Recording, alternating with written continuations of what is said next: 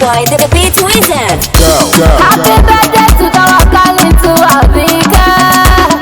Today is your day, dance away your sorrow. Olúwa kẹ́mi, alámi kẹ́mi. Ọpẹ́ ló yẹ fún aláwùrọ̀ bí ó. Ó jẹ́ ní ó bá ọ láyé tó bá ọ láyé. Alihamdulilayi sátìrà mọ́ni o.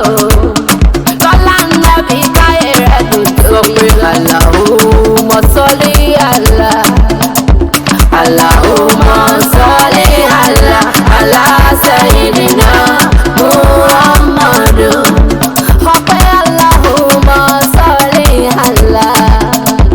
Allahumma salli ala. Ala sayyidina Muhammadu. Mo dúpẹ́ fọlọ́run. Allah. Ọba tí kò ní bẹ̀rẹ̀. Ọba tí kò lópin. Mo sọ pé fọlọ́run. Allah.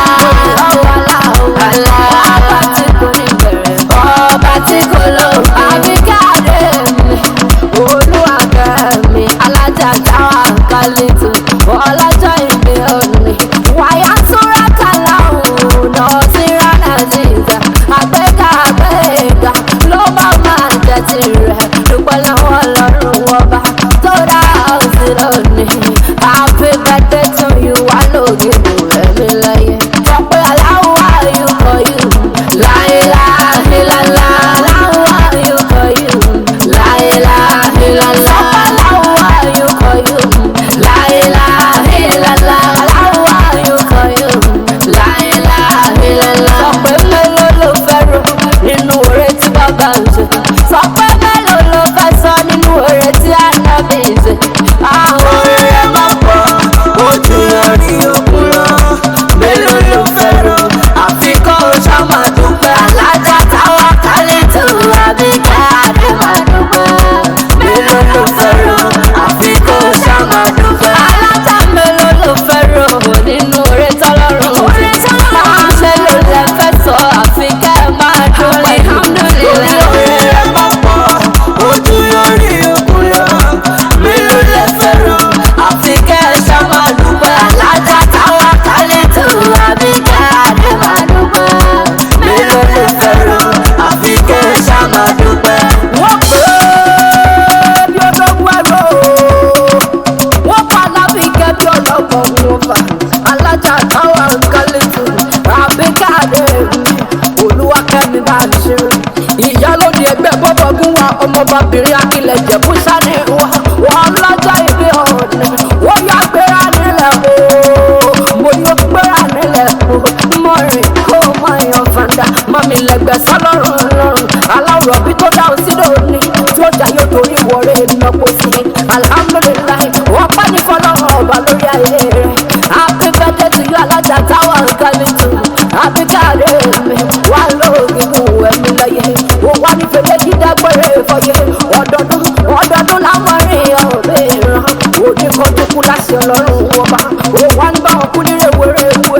Òní fèlè dídágbére fọ. Abika Adé mi, Olúwa kẹ́mi. Adúmọ̀dún ara wa lóbìnrin ni. Adọ́gba àgbélẹ̀, abáṣọ́ṣe dédé ara ni. Akíkanjú obìnrin ẹyọkan bí ẹgbà pé ìtẹ̀sà ní ìwọ. Olójú àrèrè, ó bá rẹ́rìn músẹ́. Àmọ́ dání lọ́rùn ni. Ọlọ́jọ́ ìbí òní. Lọ́lá láwùú sátì, wá ṣe púpọ̀ ọdún lẹ́yìn. Ọlọ́lá màmá kọ́sì màtọ̀dá sani ìwọ. Owó màmá Kádíjà Alájọ kẹ́mi. Ìrọ̀rùn mọ́ǹsì káyé ìbàdàn ní sani ìwọ. Lọ́lá ilẹ̀ dùn mọ́rẹ̀, ó wá ní fojú sunkún ọmọ láyé. Èèyàn rẹ̀ pàtàkì olórí rí ẹni lọ́gbẹ́ mi lébi. Èèyàn rẹ̀ olólùfẹ́ rẹ̀ lọ́gbẹ́ mi lébi. Yèyé bá sọ̀rọ̀ Egbe Bobagunwa Obirin Akile Ijebu alárìkẹ́ rẹ̀. Mary Olúwaṣọlá pé fún mi bájọ́. Ayé Abdulmalik ni. Ó ní kí bóun kí ọ̀dàdà. Ó ní kí ó ní gbẹ̀dẹ̀gbẹ̀jọ. Ó ní kí ọdún mẹ́sàn-án mẹ́wàá. Ó ní happy birthday to you. Alájà Tawakalitu Abika Adé mi. Ó ní fèyí ṣàǹṣe mọ́. Àtàwọn èèyàn rẹ̀ pàtàkì. Àwọn olólùfẹ́ rẹ̀. Gbogbo Egbe Bobagunwa Obirin Akile Ijebu lápapọ̀ pátápátá.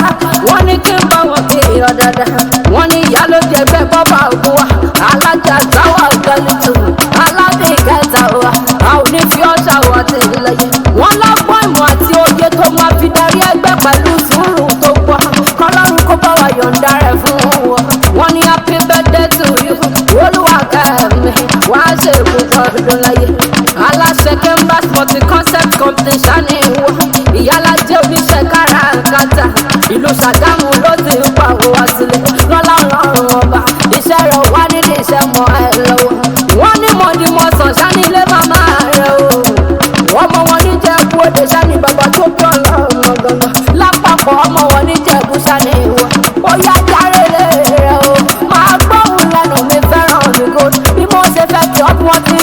bàbá tó bí ọlọ́mọ gbọ̀ngàn.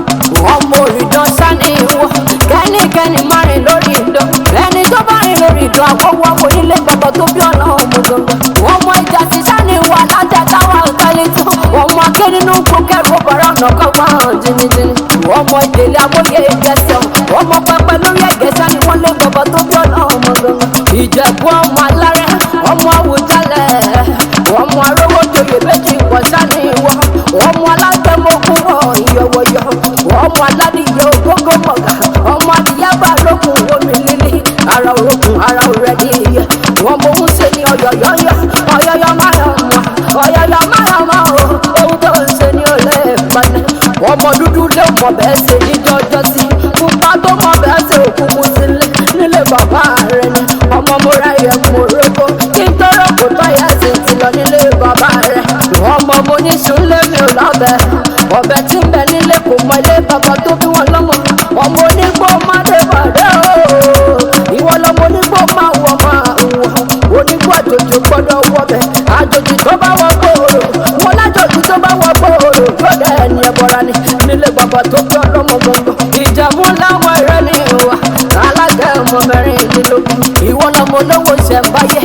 afọwọ́ bí ẹni fọ́n yangan alóhùn tó ìbò nílé ẹ̀yin lẹ kọ́kọ́ náwó dọ́là oyin ìbò tó dé èbó dé tán lówó ọ̀hún bá pọ̀ sí lówó náà bá fi tẹ̀rù tọmọ òòṣà òkè jẹ́dá bí onílé ni wọ́n fi ń pè ká Jẹ̀bú owó kẹlẹ̀bẹ̀ Jẹ̀bú owó ìtọ́ Jẹ̀bú owó dúdú Jẹ̀bú owó pupa Jẹ̀bú owó kékeré Jẹ̀bú owó àgbà Jẹ̀bú owó ṣokoléètì Jẹ̀bú owó ni gàrí Jẹ̀bú owó Ìjẹ̀bú òde Ìjẹ̀bú ni Ìjẹ̀bú igbó Ìjẹ̀bú ni Ìjẹ̀bú ìsára Ìjẹ̀bú ni àjẹpẹ́ Ìjẹ̀bú ni Ìkòròdú Ìjẹ̀bú náà ni Ìjẹ̀bú ọmọ onílé ńlá aláṣọ ńlá gbogbo Ìjẹ̀bú tí mo mọ̀ pátápátá ní ìwọ̀n lówó lọ́wọ́ wá wá sọdún owó alájà Tawakalitu àbí kí aṣọdún ọmọ kẹ́mi wá ṣe tálá ikú tí ń ṣe ìbàlẹ̀ ọ̀rọ̀ níre là ń sọ̀rọ̀ àtàrí ayọ́ máa ń sọ nípa rẹ̀ sí rere ni wò wá ní wọ́n tọ́jọ́ ibi rẹ̀ kò bú sẹ́kù